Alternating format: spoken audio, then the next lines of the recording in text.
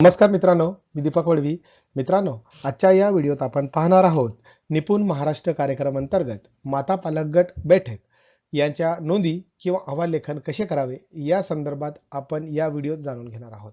माहे नोव्हेंबर 2025 करता सभा क्रमांक 22 साठी लेखन करण्याचा प्रयत्न केलेला आहे. म्हणजेच सभा क्रमांक 22 म्हणजे आयडियल व्हिडिओ क्रमांक 22 करता हे लेखन करण्यात आलेलं आहे.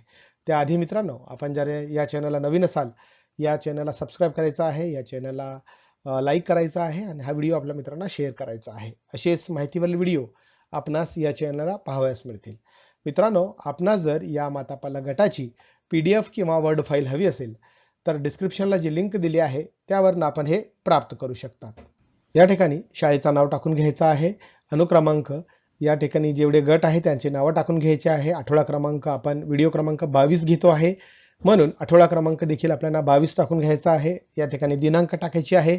थोडक्यात फीडबॅक किंवा कृती किंवा प्रस्तावना या पद्धतीने लेखन करून घ्यायचे आहे. दिनांक 24 नोव्हेंबर 2025 रोजी शाळा, या ठिकाणी शाळेचं नाव टाकायचं आहे.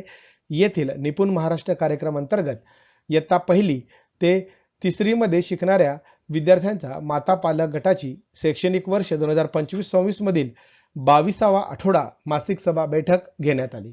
सदर सभेसाठी श्री टिंबटिंब शाळेचे मुख्याध्यापक उपस्थित होते. सर्व मातांना नमस्कार करून आजच्या या बैठकीला सुरुवात करण्यात आली.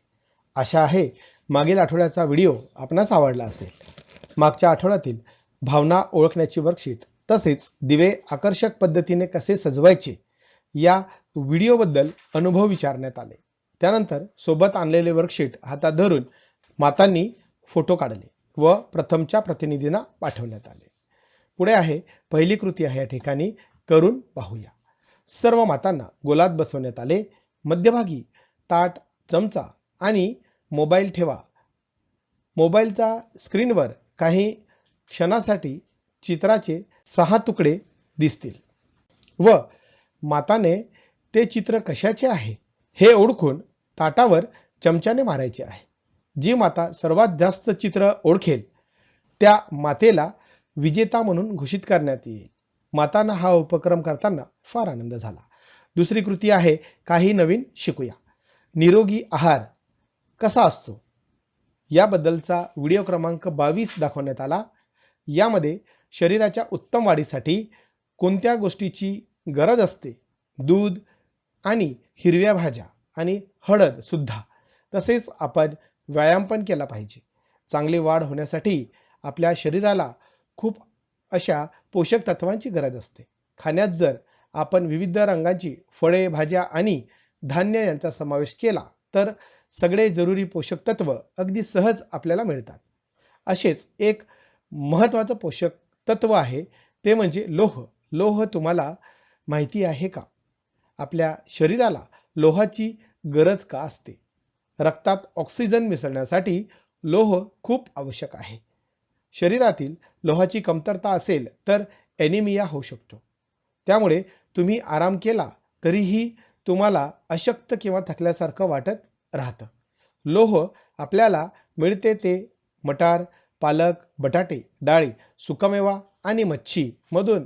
आणि आपण जर व्हिटॅमिन C युक्त पदार्थासोबत लोह खाल्ले गेले तर आपल्या शरीराला अधिक प्रमाणात लोह मिळते.